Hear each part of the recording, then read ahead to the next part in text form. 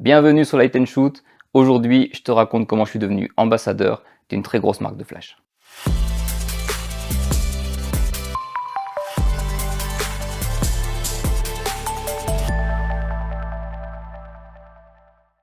Alors comme tu peux le voir, le décor aujourd'hui il change totalement. Je suis simplement posé sur mon canapé parce qu'aujourd'hui, on n'apprend rien, on discute. Déjà avant tout, il faut comprendre un petit peu qui je suis et comment je fonctionne. Je suis quelqu'un qui se remet globalement tout le temps en question et qui vise toujours plus haut. C'est-à-dire que dans ma vie, je me fixe des buts et si j'ai la chance, du moins ou le mérite d'y arriver, à chaque fois que je suis arrivé à un but, je me suis immédiatement fixé un but supérieur. Le danger avec ça, c'est de toujours penser qu'en fait, tu n'y arriveras jamais parce qu'à chaque fois que tu arrives à un endroit, tu veux encore aller plus loin. Il faut réussir, je pense, à en faire une sorte de motivation en se disant c'est cool, je suis arrivé là où j'en suis, j'ai encore envie de passer encore un petit cap. Mais je crois que le plus important, c'est d'être fier de là où tu es arrivé à l'instant T. Avant de voir où tu veux aller, de déjà se dire cool, le chemin parcouru, il est déjà bien. Et cette vidéo, en vrai, c'est un peu ça. Et donc, pour ceux qui ne le savent pas, je suis depuis quasiment 2 ans maintenant ambassadeur Profoto, qui est une énorme marque de flash. Alors devenir ambassadeur, ça s'est pas fait en une fraction de seconde, et ça a surtout impliqué des tas de petites choses que je vais t'expliquer dans cette vidéo. Déjà, un point que j'aime bien aborder quand je parle de ce sujet, c'est de dire que j'étais client chez eux avant d'être ambassadeur. C'est-à-dire que c'est pas une marque qui est venue me chercher en me disant tiens, on t'équipe, on te donne tout et puis tu dis que c'est génial. C'est une marque en fait que j'ai choisie pour m'équiper quand je suis devenu professionnel et j'ai donc acheté mon premier équipement Profoto comme un investissement avec mon argent propre quoi. Maintenant, comment je suis passé de client à ambassadeur, et là il y a eu en fait tout un tas d'événements qui ont fait que. Ça tient en quelques mots qui sont Digitphoto, un appareil Sony qui a été cassé et de très belles rencontres. On va te les faire dans l'ordre. Pourquoi Digitphoto ? Il faut savoir que moi j'habite dans l'est de la France et que Digitphoto, qui est un site que vous connaissez peut-être pour acheter du matériel, ils ont non seulement leur siège mais aussi leur magasin, juste à côté de chez moi, à 15 minutes de route. Et du coup, moi plutôt que de commander sur internet, j'adorais aller au magasin, encore maintenant d'ailleurs, pour voir ce que je voulais acheter, puis pour discuter avec des vendeurs, je trouvais ça plus pratique. Et donc avoir le magasin d'un énorme site à 15 minutes de chez moi, c'est vraiment quelque chose de cool. Du fait que je sois quelqu'un qui soit assez avenant, je pense, et qui aime bien discuter, je me suis vite lié d'amitié avec pas mal de gens chez Digitphoto. Et je peux pas nier avoir fait un énorme bout de chemin grâce à quelqu'un qui s'appelle Guillaume. Guillaume, quand je l'ai rencontré, il était vendeur chez Digit, après il a occupé plusieurs postes, et c'est quelqu'un avec qui on s'est tout de suite très bien entendu, mais c'est surtout quelqu'un qui m'a donné énormément confiance en moi, parce que je pense qu'il croyait beaucoup plus en moi que moi-même. Et ça en vrai, merci. Merci Guillaume. Et en fait, ce que Guillaume m'a apporté, c'est pas du tout une place d'ambassadeur, mais c'est de la confiance en moi. Parce que Guillaume, il avait plein d'idées, et puis il m'avait dit un jour, j'ai envie qu'on lance des lives sur Digit, j'ai envie qu'on fasse des belles choses, j'ai envie que tu présentes du matériel, que les marques, tu sois un peu le porte-parole des marques.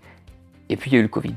Et en fait, ça s'est fait, tout s'est mis en place, et je suis devenu un petit peu le porte-parole des marques pendant le Covid sur la chaîne de Digitphoto. C'est-à-dire qu'on organisait des lives où je présentais du matériel. C'était quasiment les premiers plans pour moi où des marques me faisaient confiance, où j'avais du matériel, vous voyez, je pouvais le tester, et que je pouvais dire, tiens c'est cool, je donne mon avis, alors que dans ma tête mon avis ne valait pas grand chose quoi. Et en fait, grâce à Guillaume, je me suis dit t'es peut-être pas le meilleur, parce que en fait, je crois qu'on ne sera jamais le meilleur. T'es peut-être pas le meilleur, mais t'es pas moins légitime que quelqu'un d'autre quoi. T'as assez de connaissances techniques, t'as assez de vécu pour pouvoir dire j'aime bien, j'aime pas, ou voici ce que vous propose telle marque quoi. Et ça pour moi ça a été un grand cap de me dire ça y est, en fait je peux présenter du matériel, je peux tenir la baraque sur un live pendant 1h30 à essayer de ne pas raconter de conneries. Et ça a vraiment été un déclic pour moi de me dire cool, en fait j'en suis capable. Alors la vie fait qu'aujourd'hui Guillaume et moi on a quasiment plus de contact, c'est quelque chose que je regrette un peu, mais comme je dis c'est la vie. La vie c'est des moments, c'est des périodes, ça tourne, on ne sait pas de quoi demain est fait.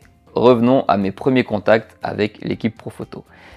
Et en fait ça tient à un appareil Sony qui tombe par terre et qui est complètement défoncé. Cette histoire est assez folle. Il y avait encore une fois chez Digit, je vous ai dit que c'était assez important dans mon cursus, il y avait une journée porte ouverte chez Digit où on m'avait demandé de faire un workshop en direct, en présentiel cette fois-ci. Sony s'était donc complètement joint à la chose et avait dit, ben tiens, on sort un nouveau boîtier, ce serait cool que tu le présentes et que tu shootes avec ce nouveau boîtier. On avait donc une modèle, il y avait moi avec le boîtier de chez Sony, et en fait c'était pendant une sorte de mini salon chez Digit, dans lequel il y avait plein de stands, les gens pouvaient venir évoluer dans le salon, et il y avait un endroit dans le studio où moi je faisais un workshop pour montrer un petit peu les capacités de ce nouveau Sony. Ce qui s'est passé le jour-là est incroyable, c'est que il me manquait un câble pour que ce que je shoote soit vu en direct sur l'écran de chez Digit. Donc ce que j'ai fait moi, c'est d'aller juste à la boîte informatique d'à côté, à pied, pour acheter un bête câble qui me manquait. Et quand je suis revenu, il y avait un froid glacial dans le studio, et on m'a dit Loris, l'appareil est tombé. Et en fait, l'appareil Sony flambant neuf était tombé de la table avec l'objectif, mais genre comme ça, il y avait un angle incroyable. Et moi j'étais là, je débarque, et alors attention, je ne jette la pierre à personne, mais le référent qui était là de chez Sony à ce moment-là m'a un petit peu un petit peu engueulé en mode ouais, bah, on te donne du matos de valeur et puis tu fais pas attention, il tombe, maintenant il est cassé et tout. Et moi j'étais mais genre tétanisé, vraiment. Moi je savais que ça venait pas de moi vu que j'étais même pas là. Et j'ai entendu une petite voix dans le fond qui a dit moi j'ai tout vu et je peux vous dire que lui il y est pour rien. Et je me suis retourné et en fait c'était à l'époque le commercial de chez Profoto, qui avait son stand Profoto dans le studio en fait. Cette personne, c'était donc Alain. Alain qui est quelqu'un de très bienveillant. Il a cette allure du tonton sympa de la famille. Et en toute bienveillance, il a dit « Je veux pas jeter de froid, je n'accuserai personne, j'ai tout vu. Si vous voulez qu'on en discute après, on en discute après, mais en tout cas, lui là, donc moi, il y est pour rien. » Et donc moi, bah, j'ai dit « Incroyable, enfin c'est... » Quelqu'un a tout vu, ça me sauve la vie, ça me dédouane, c'était pas de ma faute quoi. Après c'est des choses qui arrivent, hein, du matériel qui tombe ou qui casse, mais là pour le coup bah, c'était pas de ma faute. Donc bref, l'incident est clos, et je fais mon workshop, et Alain pendant mon workshop il se rend compte qu'en fait je connais vachement bien la gamme Profoto.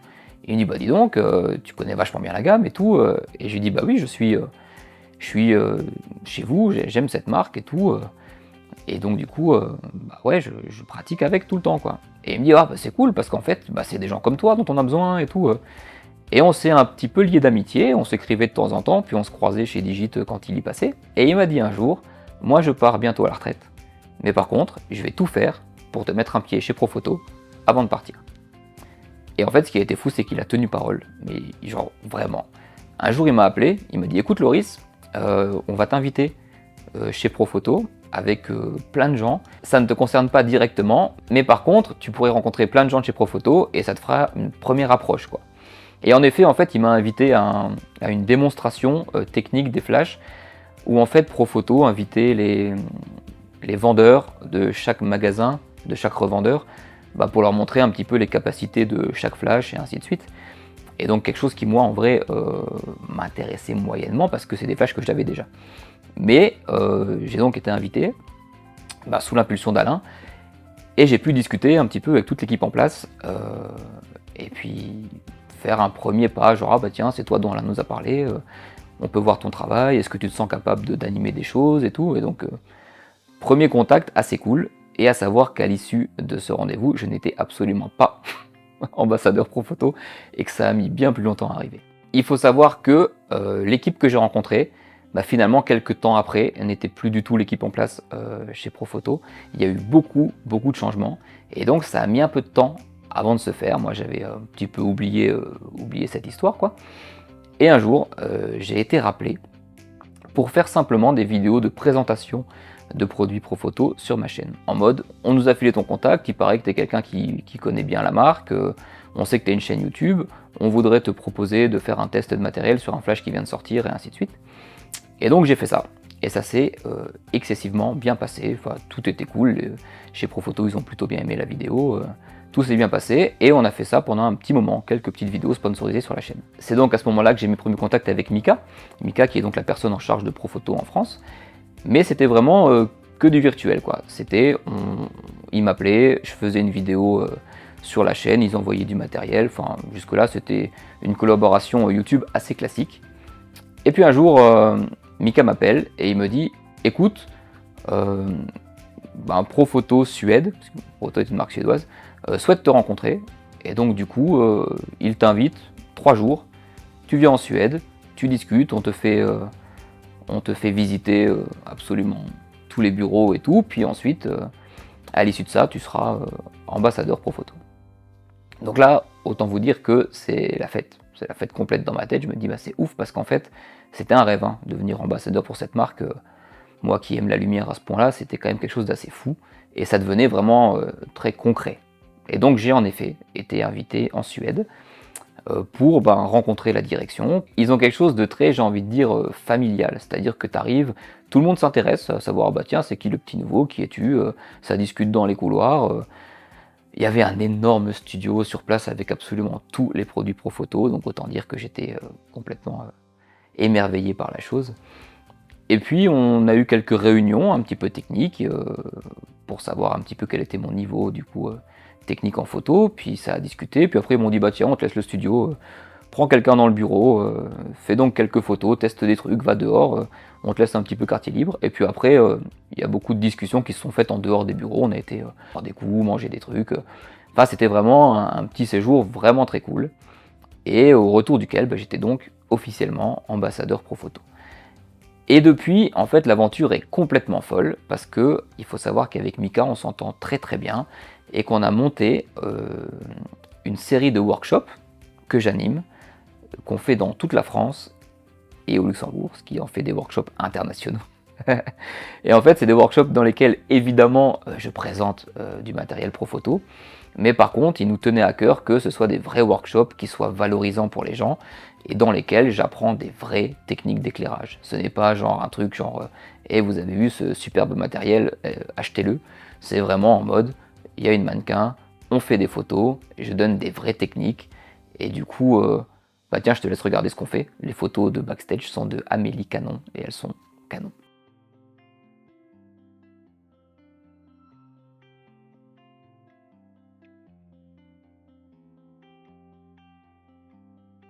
Bref, en vrai, j'ai aucune idée de si ce genre de vidéo est intéressante pour toi ou pas, mais c'est une question qui me revient assez souvent, et je me suis dit, tiens, pourquoi pas la faire tant qu'on y est, quoi. Et du coup, si je devais résumer, le fait que je sois devenu ambassadeur Profoto, c'est lié au fait que je sois quand même très proche et très ami avec un grand magasin qui est tout près de chez moi, au fait qu'un boîtier Sony ait été cassé, désolé Sony.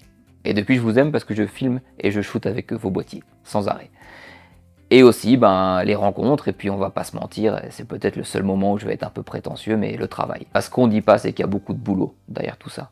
Je passe un temps fou à me former à la technique, à faire des photos, à essayer de bosser le plus de technique possible, et puis juste dans la phase d'après à me dire que la technique ne fait pas tout, et qu'il faut que j'apprenne à communiquer avec les modèles, et puis en fait que la photo c'est un tout. Et en fait, souvent, c'est ce que je regrette sur les réseaux, on ne montre que la finalité, et on ne montre pas le chemin. Et c'est souvent le chemin qui fait qu'on arrive là où on en est. Et du coup, si je pouvais filer un petit conseil, avec le peu de légitimité que j'ai pour ça, comme je dis toujours, il faut bosser, il faut être fier de ce qu'on fait, mais il faut être pile, j'adore cette analogie, il faut être pile entre avoir confiance en soi, sans non plus trop se dire qu'on n'est pas bon, mais sans non plus penser qu'on l'est trop. Il y a toute une jauge là-dedans, où en fait on est dans le juste, où on se dit allez, je suis fier de là où je suis actuellement, mais je peux faire mieux. Et je pense que c'est comme ça que moi je fonctionne en tout cas, en me disant le photographe que je suis aujourd'hui, il est probablement moins bon que celui que je serai demain, mais il faut quand même que je sois fier de lui, là, aujourd'hui, parce que ça me permet d'avoir un peu confiance, et puis d'y aller, quoi. En tout cas, n'oublie pas que si tu veux me soutenir, le plus simple, c'est de t'abonner, tout simplement. Et puis, si tu commandes ton matos chez Digitphoto, dans la case code créateur, tu peux mettre mon nom, Loris Romano, et j'aurai une petite rétribution qui me permettra de dégager du temps pour faire ce genre de vidéo. J'espère en tout cas que cette vidéo un peu différente t'aura plu, et je te dis à très bientôt sur Light & Shoot.